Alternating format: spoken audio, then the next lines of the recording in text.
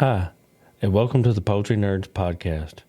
I'm Carrie Blackman, and I'm here with my co-host for the show, Jennifer Bryant, and we're here to help you figure out how to raise the healthiest, happiest, and highest quality birds possible.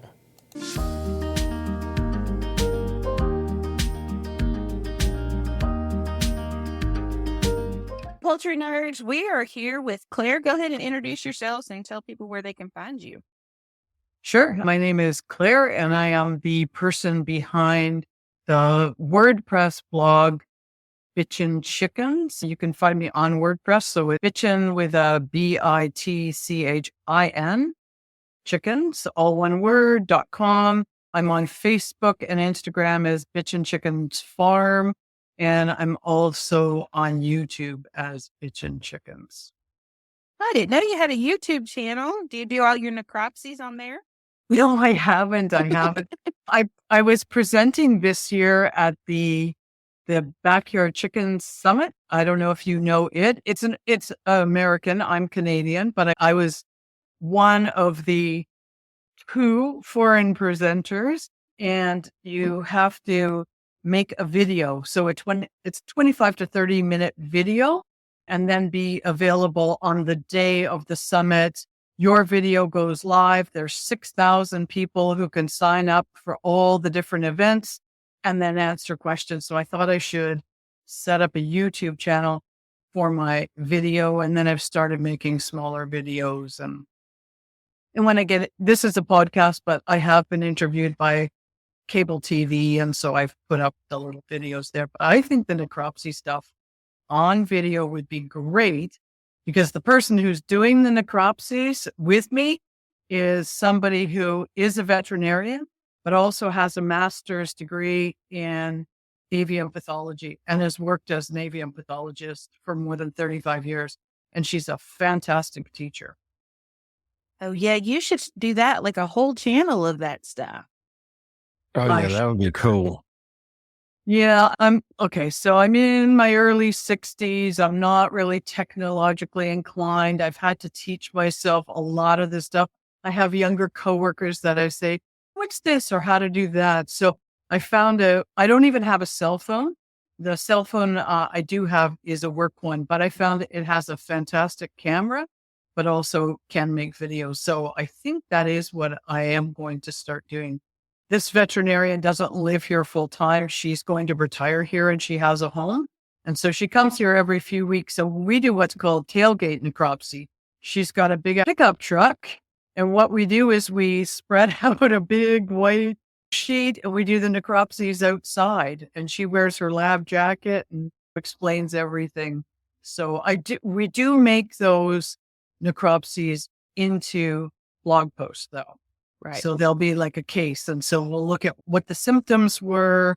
And then we cut open the bird and I take lots of pictures. And then she explains what she sees. And she's pretty accurate at getting a diagnosis. Wow. So I first found you, an article came up on my feed, and I want to say a year or more ago, the one you did on lash eggs. And it was so fantastically written that still to this day, when people comment about lash eggs, I still direct them to your website to read that blog article. Thank you. Very detailed, very good written. Thank you. So today we're going to go through some common things that we see on social media that new people might think that they have, but don't necessarily have. So when I first heard the term bitchin' chickens, I was like, what is this? So obviously I had to hit Google and check everything out. And I started reading some of the articles, and like she commented a while ago, some of these are extremely detailed about their topic. And I like how you do include a lot of pictures. Here's one from October the 4th, tailgate necropsy with her. And yeah, you'll pop tailgate down, go through everything piece by piece. There's a lot of picture here. It talks about what's going on, what you found, how it could be fixed, what the options are. It's very detailed. I am an educator by trade in a different field. I work at a community health center for people, and my job actually is to go out in the community and I do workshops on a variety of issues. So I think I have a good sense about reading the room or understanding who the audience is.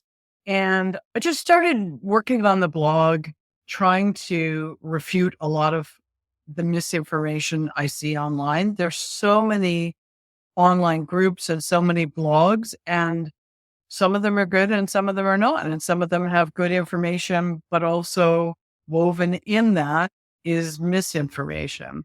Right.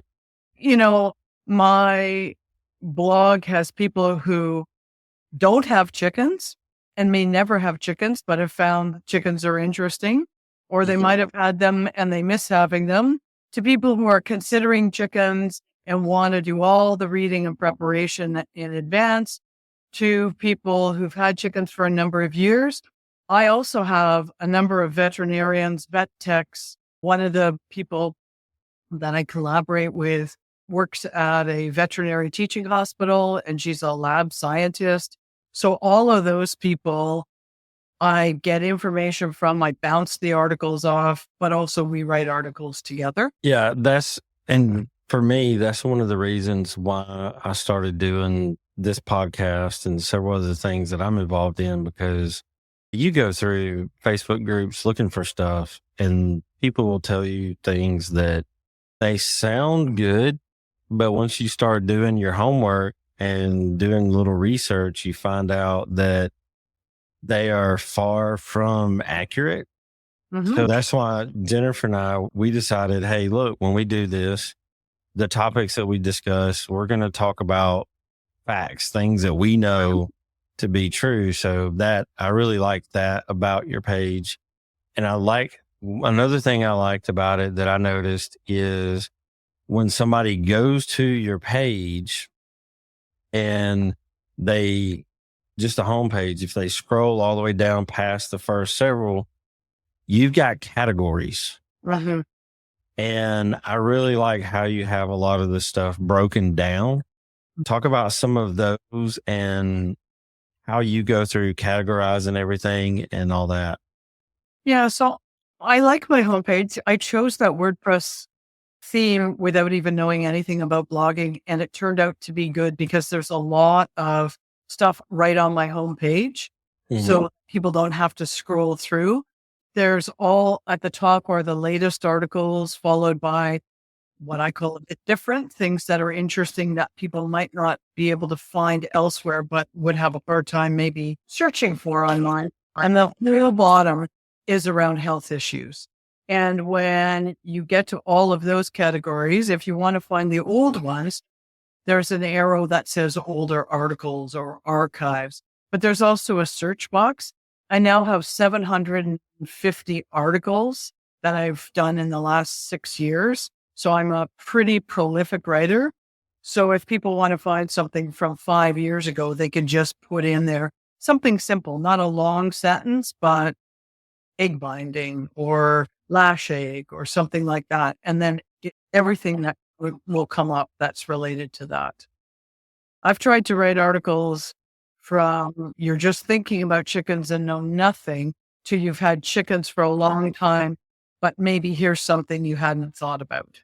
Also, after a while, you write articles and you think, what interests? It's not just about thinking about an audience. You want to write something for yourself and keep yourself interested. So I've done a whole series called Having Chickens is a Great Way to Meet Your Neighbors. I live on a small island. I've been here about 24 years and I'm known as the chicken lady, but there's a lot of conversations you have when you have chickens. And sometimes it's people who don't even have chickens. I've got some wire. Would you like it? Or I have an egg customer who tells me an interesting story. So this is a series. I'm almost at number 50. And it's a combination of a profile about those people as well as their birds. So it's like, how did you get here and what did you do beforehand and all of those kinds of things. I've also got a series called When Art Meets Chicken. So I profile artists, writers, and crafters who incorporate work that has chickens in it. So it could be sculpture, painting, jewelry, pottery, a book, poetry, all kinds of things, whether they have chickens or not. And I've interviewed people from around the world for that series. That sounds super interesting and fun. It's totally fun. Like I interviewed an Inuit woman in Greenland whose English was her third language about getting chickens in Greenland. And it's called Chickens at the Top of the World. And she was feeding them seal meat and having a heated coop over the winter because it gets so cool. And she had to import her chicks from Denmark because there aren't chicken hatcheries in Greenland. I just have to know, how did that work out? Are they still there? Did they Yeah, survive? they were still there. And she sent me cool pictures like the northern lights over her chicken coop on the ocean at the top of the world. Yeah. Chickens are everywhere. Chickens are everywhere. They are the most populous bird species in the world. And everybody has stories. I'm just writing about an American who's married to a Cambodian woman, and they live in Cambodia, and he raises bantam chickens that are specific to that area. Wow. It's like the universal language of chillaxing. Yes, it is. It is. When people are divided by politics and all kinds of things, but if you just talk about chickens, it does bring people together. It does. So let's talk about some common things that people might think that they have in their coop when they're just getting started. So what's the one thing that you see most often that you call that probably isn't what it is, but let's talk about it anyway? Oh yeah. There seems to be a list of things that come up. And regardless of what the symptoms are, it's lash eggs, egg binding, and often it isn't. And I think let's even go back before that. Oftentimes, and I've written about this, people just write on Facebook groups, my chicken is sick, help, or chicken died. What do you think it is? And what I suggest is you write down every symptom about what happened. Was your chicken limping 3 weeks ago? And 2 weeks ago, did it develop a cough? And a week ago, did it stop eating? Or are any of your other birds sick? Has anybody died? What have you done to examine your bird? And people are like, oh, I'm afraid to pick it up. Sometimes you have to pick up your bird and feel, is its keel prominent? It's not eating. What color's its poop? I've done a whole article about poop and how to interpret the output. Is it green? Is it black? Is it red? Is it slimy? Those things give you an idea about what's going on internally, right? At its feet, all of that kinds of things. Look, if it's drooling, look inside its mouth. Take pictures, take a video, and then you post your question. Because I think a lot of people rush to try to help without getting the full information. And I'll tell you a little story. When I was a kid, my mother and I were in Mexico and we were a little lost. And so we went to a group of 3 men on a corner and said, do you know where whatever is? And all 3 of them said yes. And all 3 of them pointed in a different direction. All 3 of them wanted to be helpful. And they weren't doing anything to deceive us. I think that there's a need to want to help. And so people try to do something when they don't have the skills, the ability, the knowledge to do that. And so it's really hard for a newbie or somebody who's not familiar with the condition to weed out what it is, because you can scroll through the responses and you can get 10 different diagnoses. Get antibiotics. Don't use antibiotics. Isolate your bird. Kill your bird. All of these things. So I think that you have to find a really good source that's based on science. And the reality is when you're on Facebook, anybody can say anything and it doesn't get screened. That is a true statement. And I will have to tell you that I have been banned from most of the large chicken groups. Have you? Yes, I have. And sometimes they won't even tell me why. Even places that I thought I had a good relationship, I'm suddenly blocked. There are groups that refuse to talk about euthanasia. And I Okay. think that's a really big one, that they will not allow any conversations. And so my mentor, Dr. Vicky Bose, who's a veterinarian and an avian pathologist, is horrified by that. If Mm. you cannot take it to a vet, if your bird has a terminal condition, if your bird is in pain and suffering, and pain can be physical pain, but also fear, you need to do something about that. You can't just put your bird in the coop and hope it dies in the morning and you wake up the next day and it's not dead and you just keep letting it go. Because people often say, my bird has been ill for weeks. Mm-hmm. And those groups say, try antibiotics, try this home remedy, try. Salt bath. Epsom salt. Oh my God. So let's put it this way. If you were sick and on death's door, would you want to be stripped naked and put into a bathtub? I've been Yeah. giving my chicken a bath every day for a week and it's not getting better. It's probably in shock.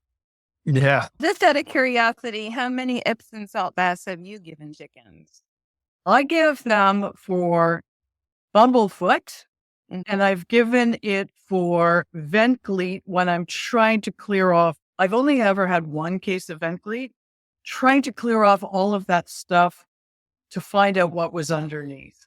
But it's Mhm. not, my chickens do not get bathed on a regular basis. No, I've never done an Epsom salt bath ever. Absolutely. So it has the word Not salt. happening. It is not a sodium. It is a magnesium. Can't substitute table salt because Epsom salts come from Epsom, England, and it is a magnesium that's a drying thing. If you had an infection, you might use Epsom salt. Makes sense. Makes But- sense. But But a bath is going to stress a bird because Yes. it's not normal. And so if it's already stressed because it's sick, you're just stressing it more. yes. And a lot of people don't realize that. And like in people, when you're more stressed, your immune system is not good. Mhm. It makes it worse. So your condition's worse. Don't go dunking it in a bucket of water. Nope. And I can think about, okay, if you were sick, what would you want? You'd want a nice, cozy bed, be warm, and have somebody bring you something nice to eat or drink. Your chicken probably needs to be isolated in a quiet, darkened place where it's warm and allow it to see, is it eating or drinking? Is it pooping? And try to monitor from there. Yes, I 100% agree. So let's just go through a couple of these. Let's start with lash egg because that was how I was introduced to you. So I have never had a case of lash egg here. So tell me how you would first make your list of symptoms and then come to that conclusion. Okay, so lash egg is a common term for salpingitis, and that is a bacterial infection in the oviduct. So it tends to be an accumulation of different bits of an egg and bacteria. And over time, so at first they look like little rubbery things, but over time they take the form of an egg because they're in the oviduct. It's not an egg. It's formed by the oviduct. And then it has lamination. So if you cut it in half, it looks fantastic. It's all these little layers of pus and yolk and other things. I've never had a bird pass a lash egg. So sometimes people say, I found this weird rubbery thing in the nest box and I don't know who it came from. So I asked my mentor, Dr. Bose, what would you do? She said, sometimes when they are small like that, the infection is encapsulated in the lash egg and it gets passed. You don't have to do anything. You also need to determine who it's from. And often online advice says it's a bacterial infection. Therefore, give everybody antibiotics.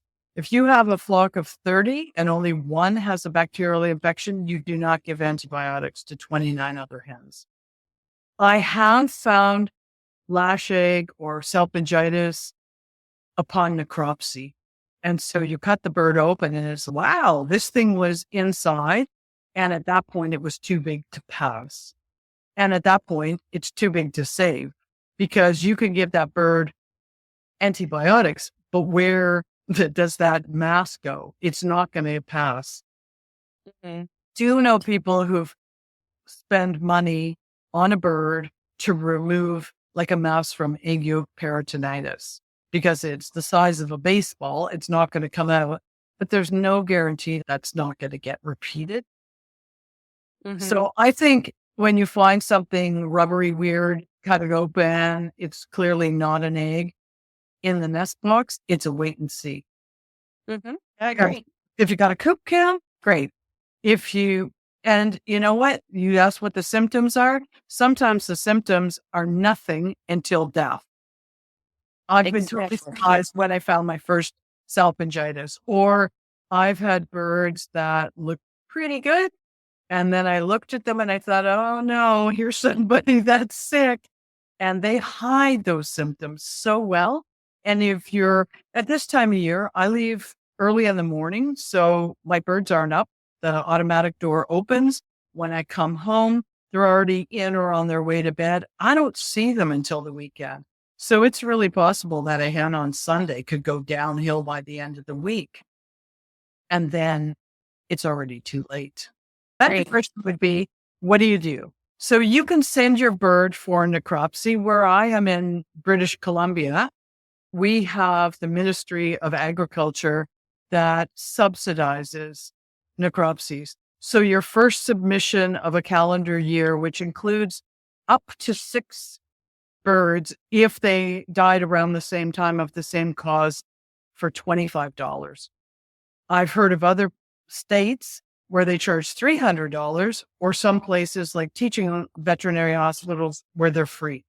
Mhm. So you can send that bird in and you can ask for a number of things. Make sure that you know what you're getting and what you're paying for, because some people didn't realize they paid for the gross necropsy, but no microscopic work, no lab work. Or you can do what I call a DIY necropsy. I've written an article about it. You make a list of all the symptoms, and then you take your bird and you cut it open, and trying very carefully, take pictures of everything as it looked when you opened it up, and then very carefully remove every organ, take a picture front and back, and make a note. Did something smell? Was something too big, too small, hard, soft? Was there bile? Did yellow liquid go spurting out? Any of those things. And then you can post it online. And you could often see tumors on a liver or salpingitis or something. You don't need to spend $300 on that. And so the series that I have with my mentor is that people send me those pictures or I collect them. We look at them and then we call it best guess or show and tell. Sometimes we call it gore fest, depending on what it is. And some things she can look at and like she can say, I know exactly what that is. And then other things she'll say, I don't know, but it could be this or that. And if it was, this is what I would do. And if it was that, sometimes it's about monitoring. Mhm. Sometimes it's about how did a bird get to this state when it probably should have been euthanized long ago. Mhm. Really allow birds to suffer. And I know they're resilient and I know sometimes they will survive. But if you're going to have catastrophic injuries, you need to look at pain management as well. This idea that people say birds are stoic, therefore they don't experience pain. Of course they do. If you Mhm. just had your wing ripped off or your leg ripped off or you got attacked by a predator, you're in pain. I If you know. mass inside you. So one of the things I'll talk about is that penguin stance. So Mhm. when you see a bird walking totally upright like a penguin, it's usually a couple of things. It's ascites, which is water belly. It's an accumulation of fluid in the abdominal cavity. And at first, it's probably totally pain-free and the bird can survive just fine. But as that fluid accumulates, it starts to press on the internal organs. And so that bird is walking upright, trying to take that pressure off. That bird's in pain. The other thing it might be is a mass. And a mass could be salpingitis. Sometimes it's cancer or something else. You'd be amazed at what you find on a necropsy.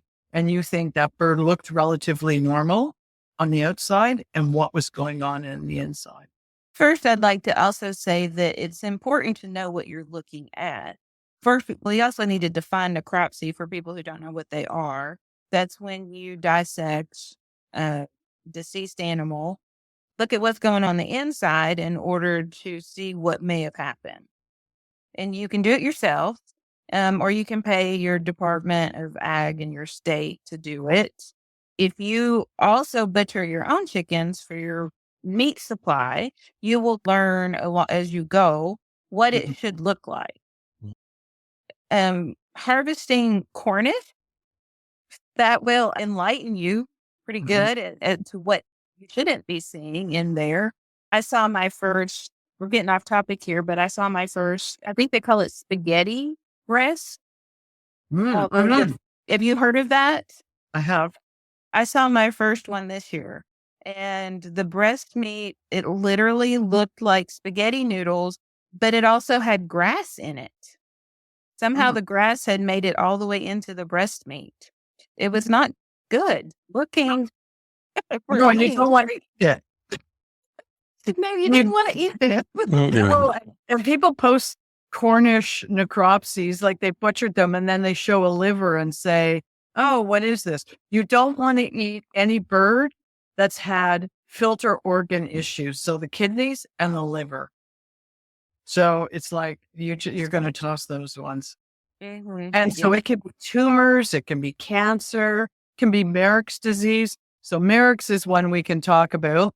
Marek's and leukosis both cause tumors, and they are often very similar in their symptoms. Marek's tends to affect birds around 7 to 10 weeks or around sexual maturity. Doesn't usually affect older birds. I've had Marek's in my flock, and Dr. Bose did the first necropsy that diagnosed Marek's in my flock, and that bird was 21 months old. She said in 3 decades, that's the oldest bird she had seen with Marek's. If it's leukosis, it's a very slow developing the tumors, so it takes much longer. So if you've got a 2-year-old bird, it's probably leukosis.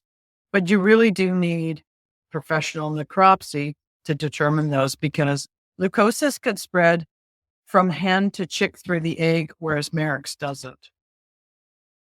So what would be the symptoms of the two?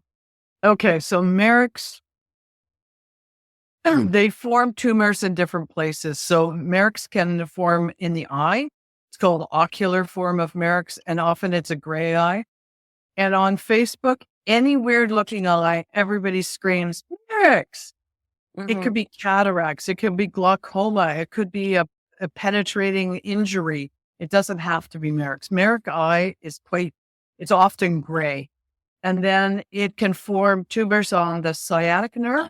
So limping is a big one. People often talk about my bird's limping and they look at the foot, but the limp might actually originate internally. So if there's tumors on the sciatic nerve, you're going to get limping. And when they curl their toes, so it looks like they're forming a fist, and they walk on, it's called knuckling. So they're actually walking on their knuckles. That's typical of Marek's. There can be a visceral form of Marek's. So the internal organs have tumors. It can also be, there's neurological, so you get tumors on the brain.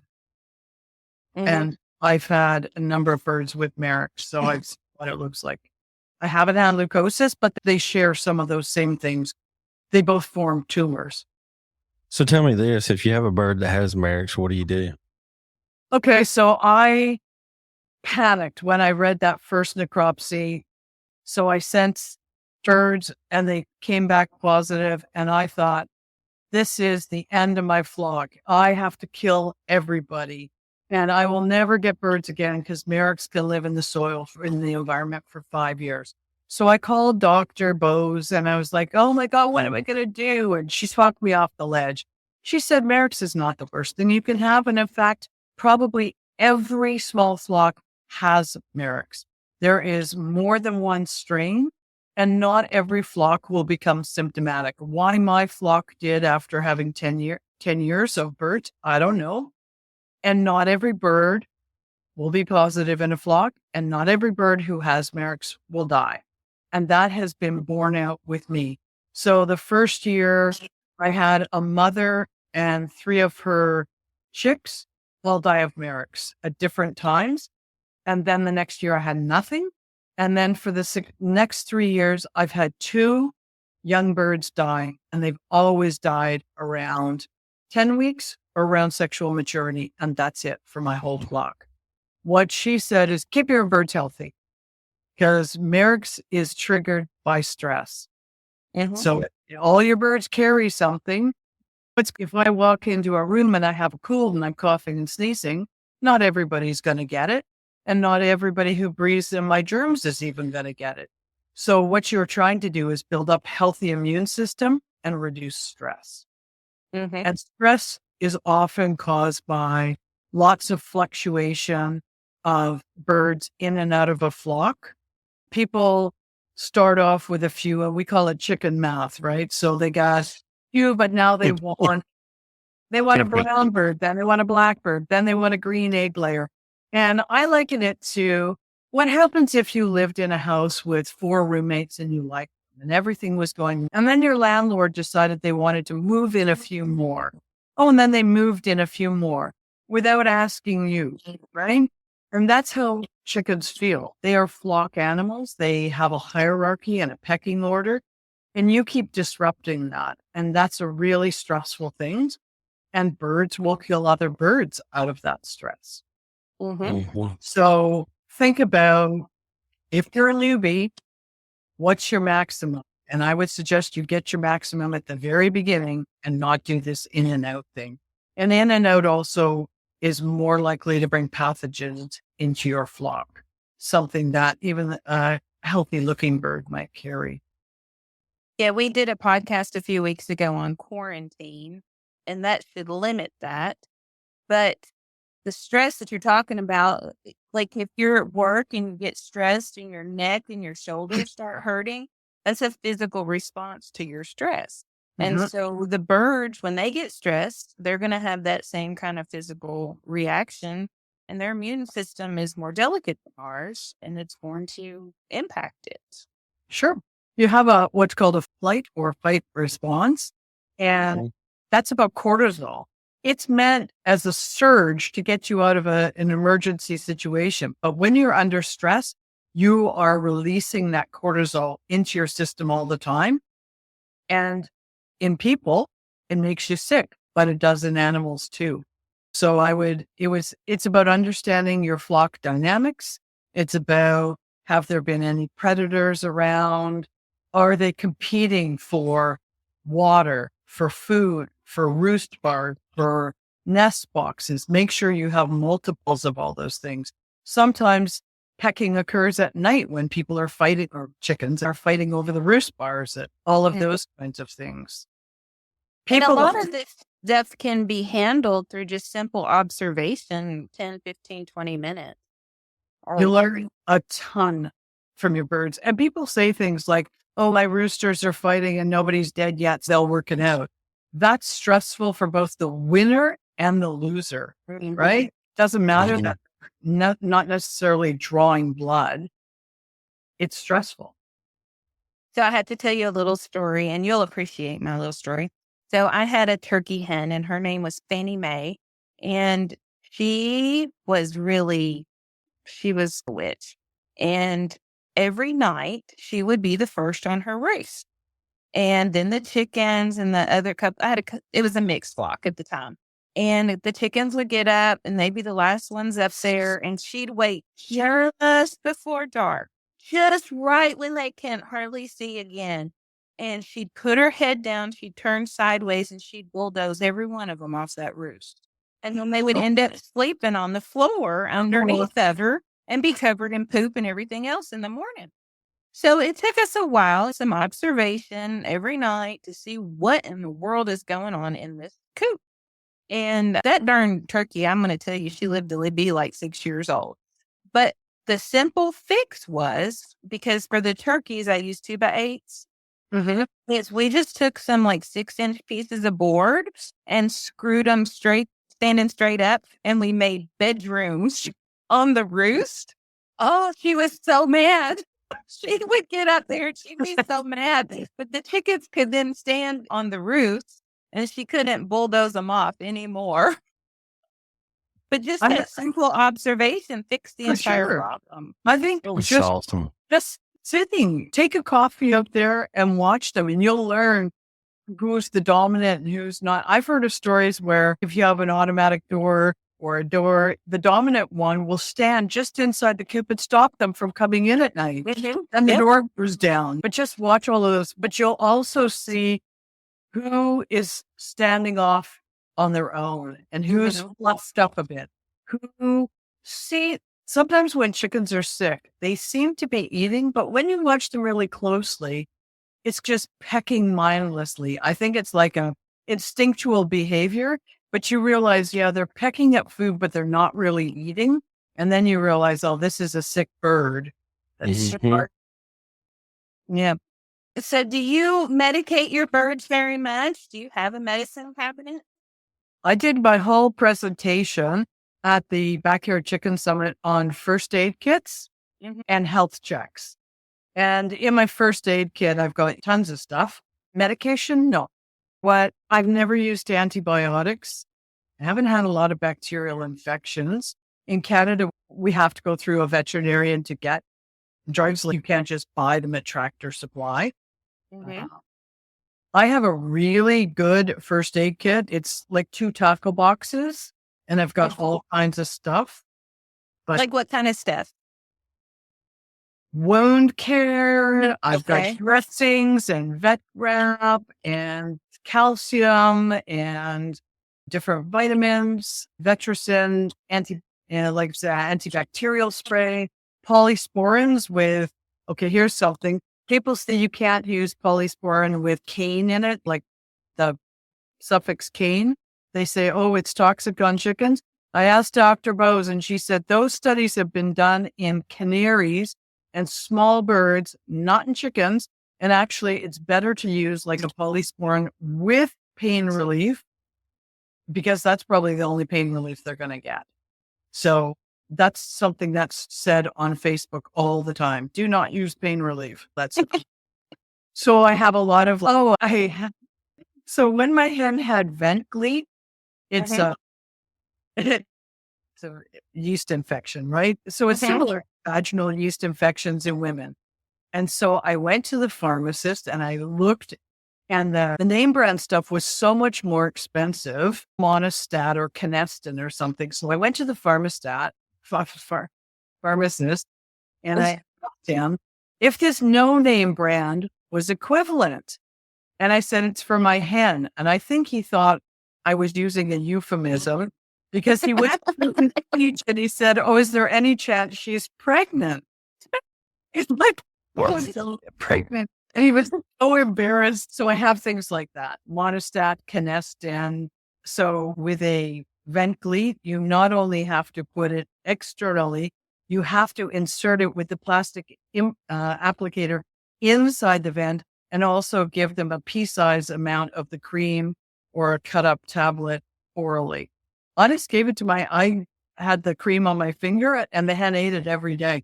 I didn't have to worry about trying to jam it into her. So I've never had vent gleet. So how common do you think that really is? Okay, I've had chickens for 15 years, and that's the only case I've ever had. And it was the quintessential case of stinky vent, what was coming out of her. And it took 11 days to totally get better. People think it's pasty butt. Pasty butt is something that chicks get. Vent gleet is a totally different thing that hens get. Correct. Yeah. But I don't think that common. I think a lot of things that people say are not that common. And another thing is, should you deworm or not? So people say, I found this worm and it's typically a round worm in a poop.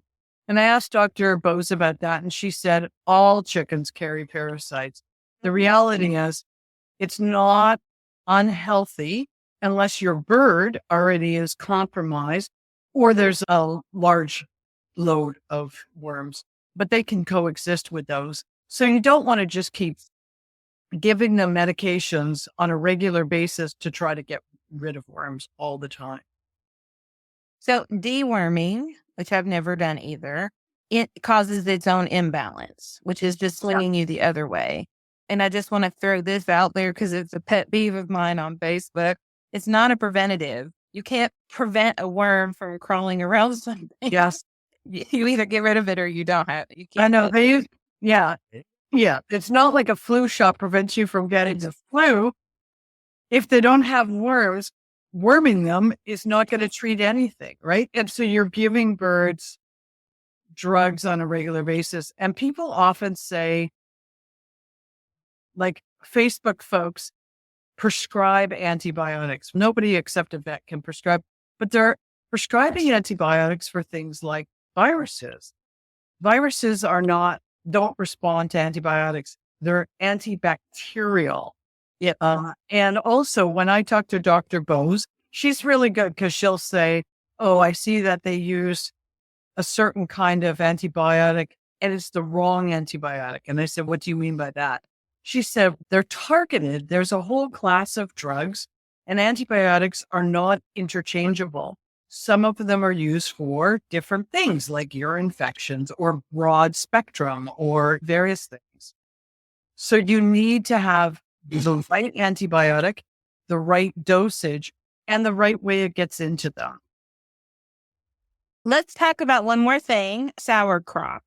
Again, something else I've never seen in my flock. So have you? I had a crop issue once. And I think by the time I saw it and I felt it, it was an impacted crop. And I was doing the whole thing about trying to massage it, trying to break it up, withholding food. And at about day 10, I was thinking, oh, I am not going to be doing at-home surgery. And suddenly I pushed this and I felt a pop under my finger. And it must have been encapsulated, whatever it was. And she was just fine after that. Yeah. But sour crop is about stuff that gets held there, food or other things in the crop, and then they start to ferment. People who don't know, I like to call this, the crop is more like a grocery bag that you're just holding food in before it gets to the digestion part of it. There's not actually anything other than that going on in the crop. Because the chicken will eat, and then when it gets to a safe place that it's comfortable, then it will start processing the food. So, and I often get it like eating hay, something long, but something that can already have molds and things on it as well. You never want to feed like people say, I've got moldy bread. Can I give it to my birds? You never want to give mold. You could cut mold off, but you're not giving moldy food to your chickens because that mold goes and sits in their crop. That's why everybody needs pigs. yes. Yeah. Well, sometimes you just have to think when I eat that, right? Yes, I know chickens eat everything, but not everything is good for chickens. Or this idea that, oh, chickens won't eat anything that's bad for them. They eat screws, they eat nails. There's all kinds of things chickens will eat. They peck at things before they even know what it is. Yep. We're getting on to our time here, but we want to make sure that people understand that are maybe new to chickens or thinking about chickens. These things are the exceptions to the rules. It's very possible you'll go 15 years without having a sick bird. This is not something you're going to wake up every day with and have to see and have to have a hospital ready for your chicken. No, okay. You'd be really lucky if you went 15 years. I've had vent prolapses 3 times. I've had Marek's. I've had some predator injuries, various things through necropsies. But you do need to have a good first aid kit and be prepared for that, because I had a dog that would eat things, and it always happened at night or a long weekend. And then it's an emergency. And often people are posting on Facebook, the vet's closed till Monday and now it's Friday night. What do I do? And they have nothing in their first aid kit and they're scrounging around. So what I suggest is go through your house and look for things that you can already use. Start assembling those things in one place. And sometimes if you have to buy something in quantity, I split it and I split the cost with my friends.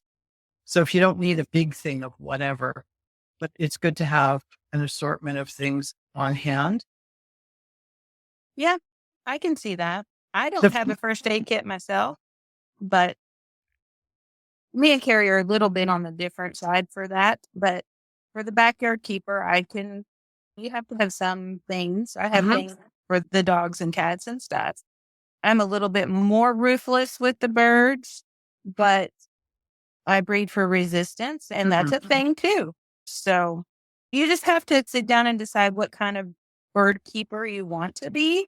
Do you want to be somebody who's constantly hospitalizing birds, or do you want to be somebody who enjoys their birds and they have a purpose on your property, or in somewhere in between? You just have to decide for yourself. So the person who works at the veterinary teaching hospital that I talked about, that's one of my collaborators. She spent $10,000 on open heart surgery for her bird. And I've written a blog and I have some of the operating room video. This bird's case went to conferences around the world. She made People magazine, right? Not everybody is that person. Al. Yeah, Al. It made for a very interesting case study. But it's stressful for you. It's stressful for the birds. So you need to be prepared for what those things are. You need to have another thing people don't have is where to put a sick bird. I don't have room in my coop, they say. And so you have to have a dog crate. Be prepared to put it in your garage or your basement or in your house. You can't leave a sick bird with the flock. And if you can keep it separate, then you can really monitor what it's eating, what it's drinking, what it's pooping. Yep. But you don't have to, you just have to be aware and make decisions and be prepared to follow through on those decisions, whichever kind of bird keeper you want to be. And there's no right or wrong answer.